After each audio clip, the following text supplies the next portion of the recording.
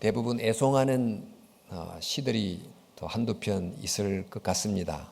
그런데 많이 알려진 흔들리며 피는 꽃이라는 시는 대부분 아실 텐데 이렇게 돼 있죠. 흔들리지 않고 피는 꽃이 어디 있으랴. 이 세상 그 어떤 아름다운 꽃들도 다 흔들리면서 피었나니 줄기를 흔들리면서 곧게 세웠나니 흔들리지 않고 가는 사랑이 어디 있으랴. 젖지 않고 피는 꽃이 어디 있으랴. 이 세상 그 어떤 빛나는 꽃들도 다 젖으며 피었나니 바람과 비에 젖으며 꽃잎 따뜻하게 피었나니 젖지 않고 가는 삶이 어디 있으랴. 삶에 대해서 참 깊이 공감케 해주는 그런 시입니다. 이 19절처럼 정말 흔들리지 않고 살아가는 인생이 있을까요? 또 눈물 젖지 않는 삶을 사는 사람이 또 세상에 있겠습니까?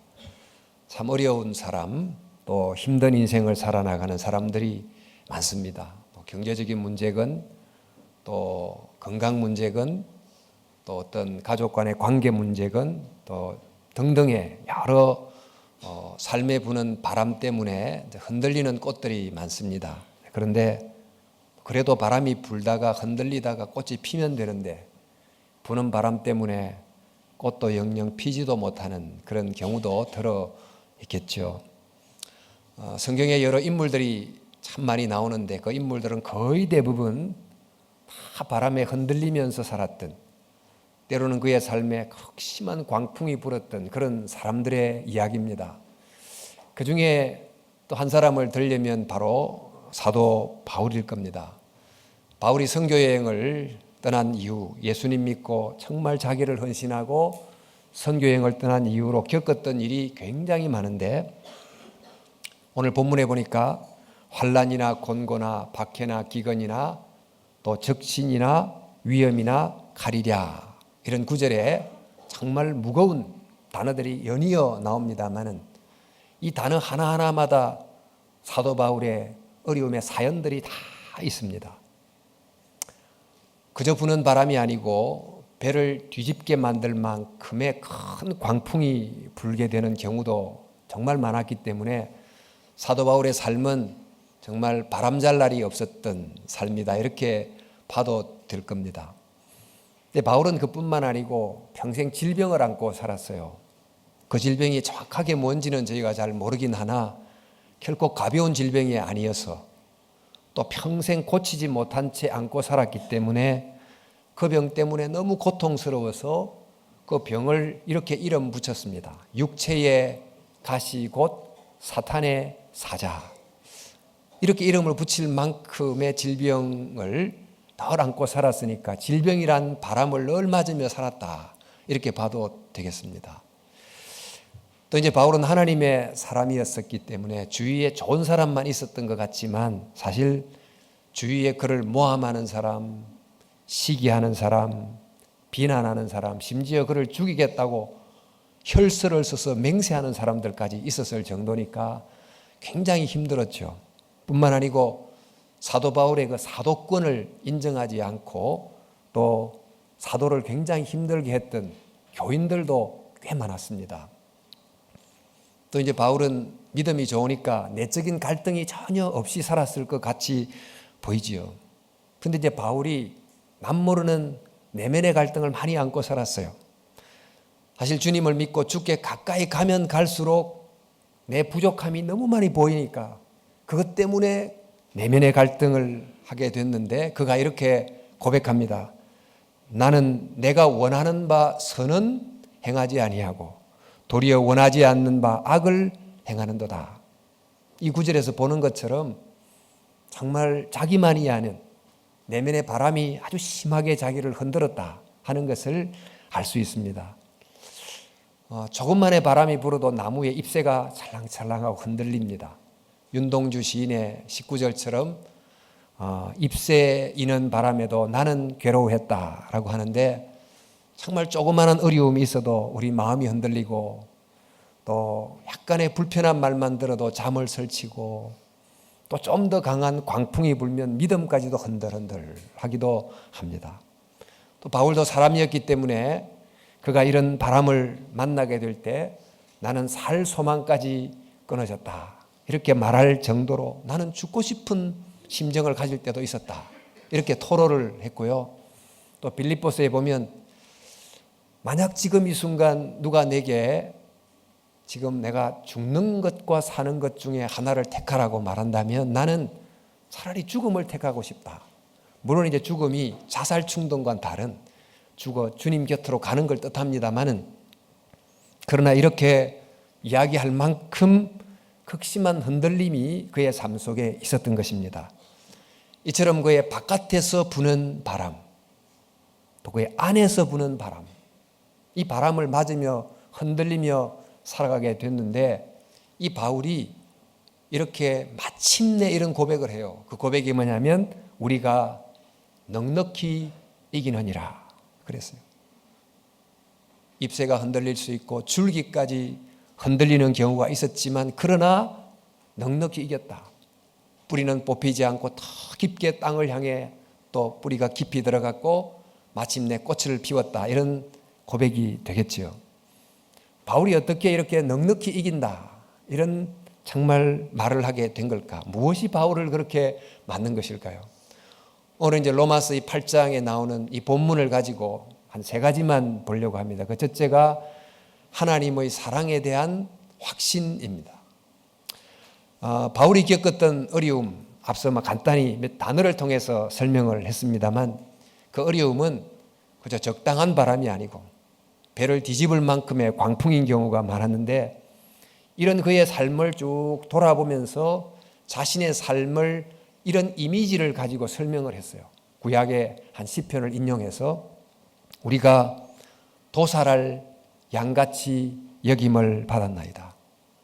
이게 도살을 기다리는 양과 같은 그런 모습으로 자기의 삶의 이런 어려움을 빗댈 정도였으니까 얼마나 참 어려웠으면 그렇게 표현을 했겠습니까? 우리도 이제 살다가 뭐를 좀 상실하게 되는 어떤 그런 손해를 보는 그런 경제적 바람이 불면 모든 의욕이 다 꺾이고 정말 나무에서 떨어진 낙엽처럼 이리 썰리고 저리 썰리고 그럴 때가 있고 또 사업에 실패하는 어떤 그런 강풍이 불게 되면 정말 자살이라고 하는 그 막다른 절벽까지 그 바람이 나를 막 이렇게 밀어가기도 하고 또 가족을 잃어버리거나 또 누군가에 의해서 부당하게 버림을 받거나 그러면 마치 실에서 끊어진 연처럼 어디로 날아가는지 모른 채로 외롭고 막막하고 그런 경우가 있지 않습니까? 살면서 바람이 불지 않은 때는 없어요. 언젠가 어떤 문제든지 문제는 반드시 있습니다만은 그러나 바람이 불어 때로는 잎이 흔들리고 잎새가 떨어지고 줄기가 흔들리지만 그러나 뿌리가 제대로 깊이 박혀 있으면 견딜 수가 있습니다. 그러니까 상실과 환난과 어려움에 강풍을 이기게 하는 그런 어떤 뿌리가 필요한데 그게 뭘까? 오늘 하나님 말씀을 보니까 내가 확신하노니 사망이나 생명이나 천사들이나 권세자들이나 현재일이나 장래일이나 능력이나 높음이나 깊음이나 다른 어떤 피조물이라도 우리를 우리 주 그리스도 예수 안에 있는 하나님의 사랑에서 끊을 수 없으리라. 어떤 일이 일어나도 하나님이 나를 사랑하신다는 그 확신이 있으면 또 하나님의 사랑에서 나는 절대 끊어질 수 없다라고 하는 어떤 그런 깊은 신앙적 확신이 있다면 강풍을 이길 수 있다는 것입니다. 그런데 여러분 이런 확신을 어떻게 가질 수가 있을까요? 하나님이 나를 사랑하시고 하나님의 사랑에서 나는 결코 끊어질 수 없다고 하는 이런 확신이 어떻게 가능할까요? 하나님이 나를 사랑한다 그러면 이런 생각이 들지 않습니까? 그래 내가 뭐 특별한 존재라고 하나님이 그렇게 나를 사랑하시지? 내가 뭐 대단한 존재라고 나를 절대로 끊지 않을 정도로 사랑하시나? 이런 질문이 들지 않습니까? 사실 사도 바울도 그랬을 거예요. 사도 바울은 예수님을 잘 믿는 초대교회 성도들을 핍박하고 죽이기도 했던 그런 과거의 전력이 있기 때문에 더더욱이나 내가 뭐 잘났다고 하나님이 나를 그렇게 사랑하시나? 그런 질문을 하지 않았겠습니까? 그럼에도 불구하고 사도 바울이 하나님이 나를 사랑한다는 굳은 확신을 가지게 됐습니다. 어떻게 그게 가능했을까? 만약 하나님께서 우리에게 어떤 좋은 일이 몇 번 일어나게 하셨다면 그것 때문에 하나님이 나를 이뻐해 주시는구나 이렇게 생각할 수는 있습니다. 그러나 그 몇 번의 일이 하나님의 절대 사랑을 확신케 하기는 충분치는 못해요. 또 어떤 어려운 일이 생겼는데 피할 길을 하나님이 몇 번 주셨으면 하나님이 나를 돌보시는구나 이렇게 생각할 수는 있긴 하지만 그 몇 번을 가지고 하나님의 사랑은 절대적이야 이렇게 말하기는 충분치는 못해요. 그런데 만약 하나님께서 자신에게 있는 어떤 좋은 것들을 주는 것으로 그치지 않고 자기에게 있는 가장 좋은 것을 주셨다면 어떻게 생각해야 될까요? 나라는 존재를 위해서 자기에게 있는 가장 귀한 것을 사용해버린 그런 증거가 분명하다면 우리는 어떻게 생각해야 되겠습니까? 실제 하나님께서 죄를 짓고 반역하고 불순종하는 우리들을 위해서 자기의 아들을 주셨습니다. 우리를 살리기 위해서 당신의 아들을 죽이셨습니다. 아니 대체 이것이 말이 됩니까? 이런 일을 상상이나 할 수 있는 것입니까? 이랬다면 분명히 사랑이긴 한데 과연 이런 일이 있을 수 있는가? 하나님은 그 사랑이라는 것을 말로 설명치 않으시고 한 사건으로 보여주셨습니다. 십자가라는 사건을 통해서 우리 눈에 보이듯이 손에 잡히듯이 우리에게 보여주셨습니다. 그래서 하나님이 자기 아들을 내어주신 이 십자가라는 사건을 통해서 사랑을 증명하셨기 때문에 이 하나님의 사랑에 관한 이 십자가 외에 어떤 또 다른 증거와 어떤 또 다른 설명이 과연 필요하겠습니까? 이 엄청난 대가를 지불하고 정말 저희들을 값을 주고 사셨다면 그 대가를 지불하고 사신 나를 우리를 쉽게 포기할 수 있겠습니까? 저희들의 전 재산을 다 걸고 어떤 일에 정말 헌신했던 무언가가 있다면 그것을 쉽게 그냥 내려놓을 수 있겠습니까? 내가 부족하다고, 내가 실수했다고, 내가 모자란다고 하나님이 쉽게 버릴 수가 없는 것입니다. 그래서 사도 바울이 담대한 확신을 가지고 이렇게 외치며 말합니다. 자기 아들을 아끼지 아니하시고 우리 모든 사람을 위하여 내주신 이가 어찌 그 아들과 함께 이 모든 것을 우리에게 주시지 아니하시겠느냐. 만약 하나님이 정말 자기 아들을 주시고 나를 사셨다면 이것은 나를 절대로 놓치지 않겠다고 하는 하나님의 결심이에요. 이것은 하나님이 서류에 사인하고 도장을 찍으신 것입니다. 그래서 십자가를 보고 바울은 우리는 하나님의 사랑에서 끊을 수 없는 존재가 됐다. 이 사실을 믿게 된 것입니다. 우리 이어령 교수님의 이제 딸 이민아 목사의 여러 좀 간증을 이곳저곳 또 매체를 통해서 들으신 분들이 많으실 텐데 이번에 간증집 중에 땅끝의 아이들이라는 간증집이 있습니다. 이곳에 보면 이제 딸이 어릴 때 참 아버지 사랑을 굉장히 좀 받고 싶어 했고 아버지와의 시간만을 갖고 싶어 했는데 사실 이 아버지가 약간 좀 이어령 교수께서 유교적이신지 또 일이 너무 많아서 그런지 딸과의 친밀한 시간을 별로 갖지를 못했어요. 그러니까 아빠가 돌아오면 아빠하고 쫓아가서 뭐 안기고 또 아버지와의 시간을 갖고 싶은데 아버지는 늘 원고가 있고 데드라인에 쫓기고 그러니까 여보 이 아이 데리고 자기 방에 또 보내세요. 이렇게 이제 하는 일을 여러 번 겪으면서 아버지는 나를 정말 사랑하시는가 이런 데 대한 좀 확신을 갖지 못하게 됐습니다. 이제 게다가 이 아버지가 너무 유명하다 보니까 그 아버지에 대한 부담, 그 유명한 아버지의 딸이 되려면 또 그 정도 아버지의 딸다운 모습을 보여야 사랑을 받을 텐데 인용을 하자면 그래서 나는 다른 아이들보다 공부도 잘해야 되고 말썽도 부리면 안 되고 몸무게도 많이 나가면 안 되고 이런 생각을 하고 좋은 성과를 내야만 아버지가 나를 딸로 인정하고 사랑해 주시고 그러겠지, 이런 생각을 한 거예요. 이건 분명히 사실은 아니지요. 아버지가 분명히 딸을 너무너무 사랑합니다마는 이 딸은 자기의 감정이 생각하게 한 이 생각을 사실로 믿고 점점 살아가게 됩니다. 그러다가 22살 그 어린 나이에 대학을 졸업하고 부모가 반대하는 그 남자와 결혼을 하고 미국으로 도망가듯이 이제 가게 됐습니다. 그리고는 아버지로부터 받지 못했던 사랑을 남편으로부터 받겠다 했는데 그게 이제 뜻대로 안 되고 몇 년 가지 못해서 이혼을 하게 돼요.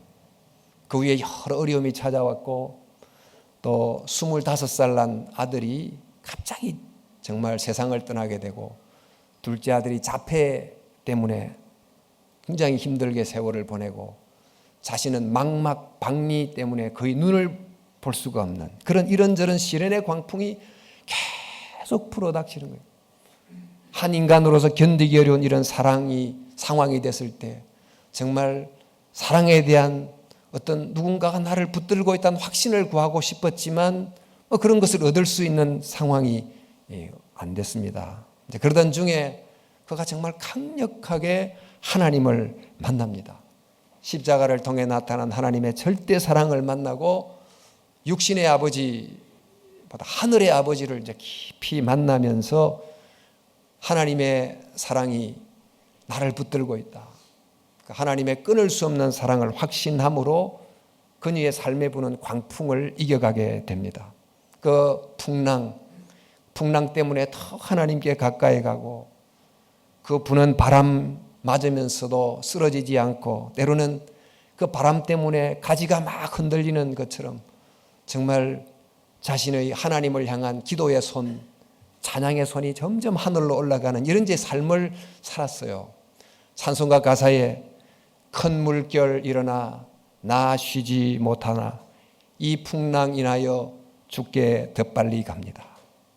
사실 이민하 목사에 관한 여러 간증을 다 이 자리에 소개할 수 없지만 그러나 정말 큰 물결이 일고 광풍이 있는 바다를 항해하는데 너무너무 당당하게 항해하는 이 딸의 모습을 보고 그동안 무신론자로 살았던 한국의 최고 지성인 아버지가 하나님이 없다면 우리 딸에게 저런 인생이 있을 수는 없어. 하나님이 없다면 우리 딸이 보여주는 저런 삶은 가능하지 못해. 이렇게 생각하면서 딸 속에 나타난 하나님을 만나고 또 예수님을 영접하게 됩니다.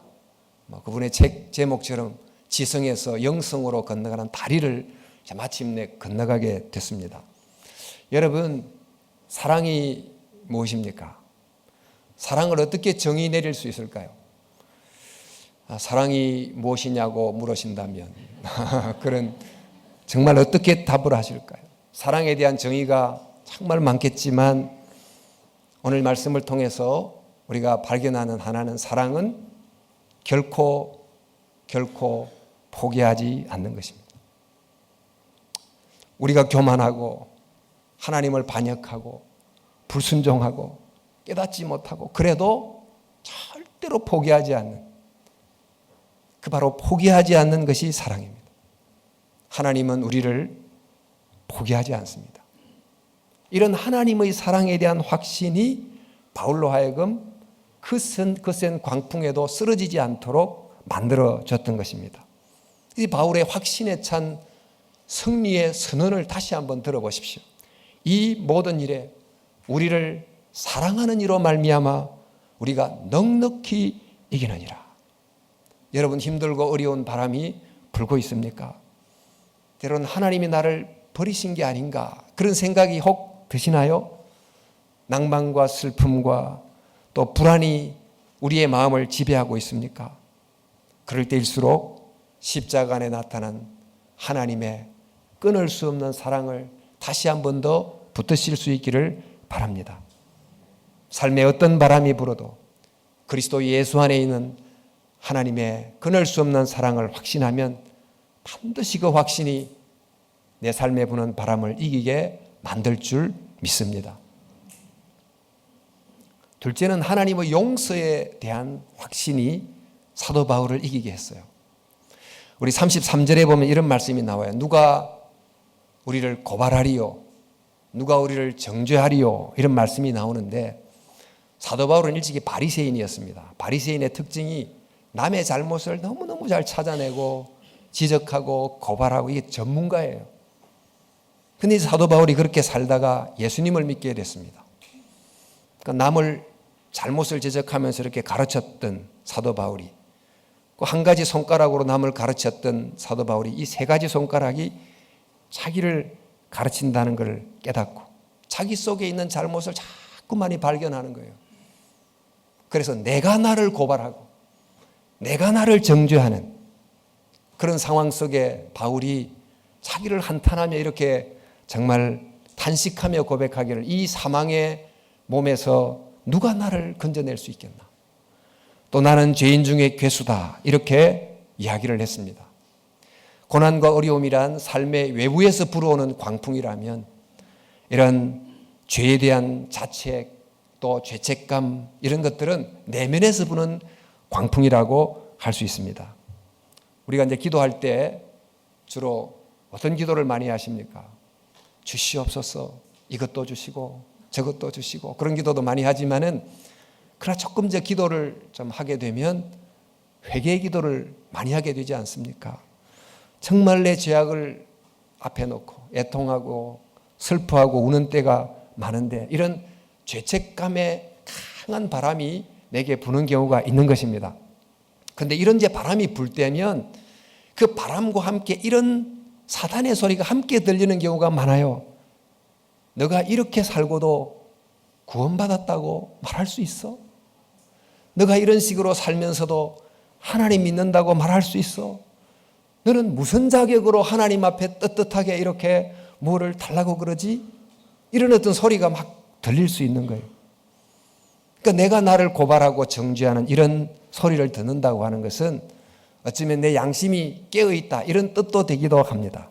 요즘은 나는 항상 옳고 너는 늘 틀렸다고 생각할 만큼 내가 나를 바라보는 성찰의 빛이 거의 없는 양심의 북소리를 거의 듣지 못하는 것 같은 모습을 틀어들어 여러분 보는 것 같습니다.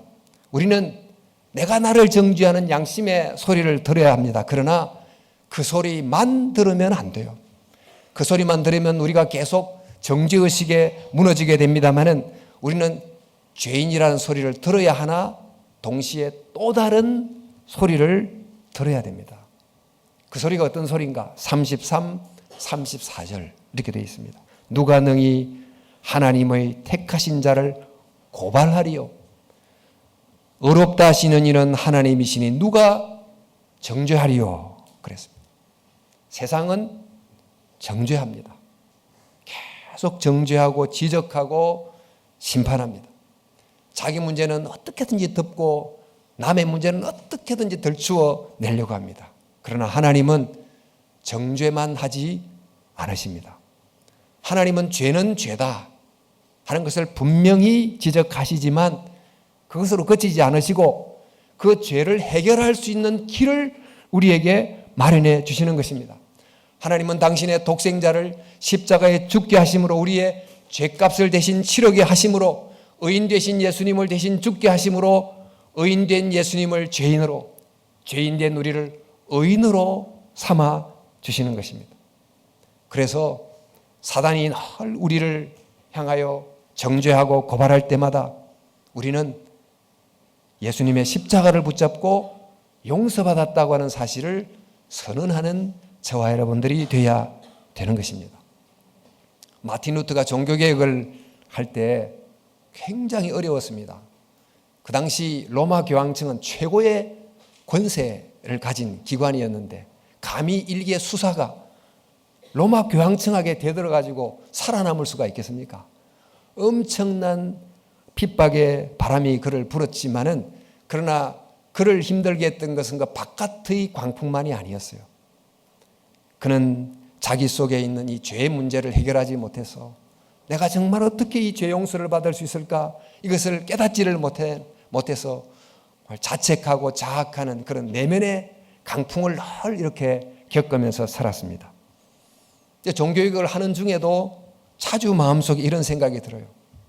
너는 죄인인데 어떻게 죄인이 종교개혁을 하려고 그러냐? 너는 더러운 존재인데 어떻게 너가 감히 하나님의 일을 한다고 그러냐? 마귀가 옆에서 계속 그를 고발하고 정죄하고, 그러니까 루트가 자기 앞에 어른거리는 마귀가 그런 말을 한다고 생각하고 이 글을 쓰다가 잉크병을 가지고 막 마귀를 향해 막 던진다는 게, 벽에 잉크병이 꽉 받아가지고 잉크가 줄줄줄 흘러내리고. 여러분, 루트가 이럴 때 이 내면을 향한 이런 정죄의 소리를 사단이 할 때 어떻게 응수했을까요? 그래, 맞다. 나는 죄인이야. 나는 죄인이지만 그러나 이런 죄인인 나를 위해서 하나님이 그의 아들 예수님을 십자가에 못 박았어. 나는 죄인이지만은 하나님이 나를 용서하셨어. 이렇게 하면서 정죄하는 사탄을 향하여 십자가를 통해서 증명된 하나님의 용서를 선포하게 된 것입니다. 저와 여러분들 속에도 때로 이런 정말 좌절, 죄책, 이런 내면의 바람이 불 때마다 십자가를 통해 나타난 하나님의 용서를 담대하게 선포할 수 있기를 바랍니다.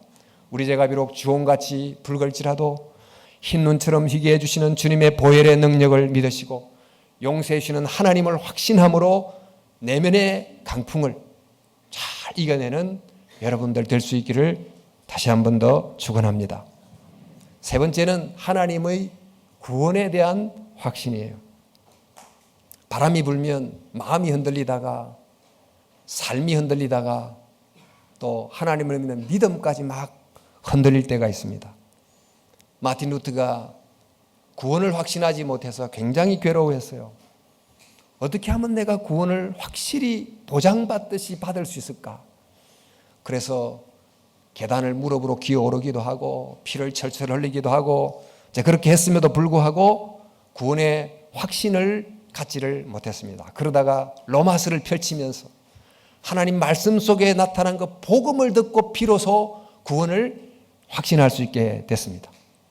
마틴 루터는 말씀 안에서 구원이라는 것은 나의 공로를 통해 주어지는 것이 아니고 하나님이 거저 주시는 선물이다. 하나님의 의는 예수님을 통해 우리에게 주어지는 선물이지 내가 이루는 공로가 아니다. 이것을 깨닫고는 이 말씀이 자기 속에 일어나는 의심의 바람을 잠재우게 했던 것입니다. 여러분, 우리도 은혜로 구원을 받습니다.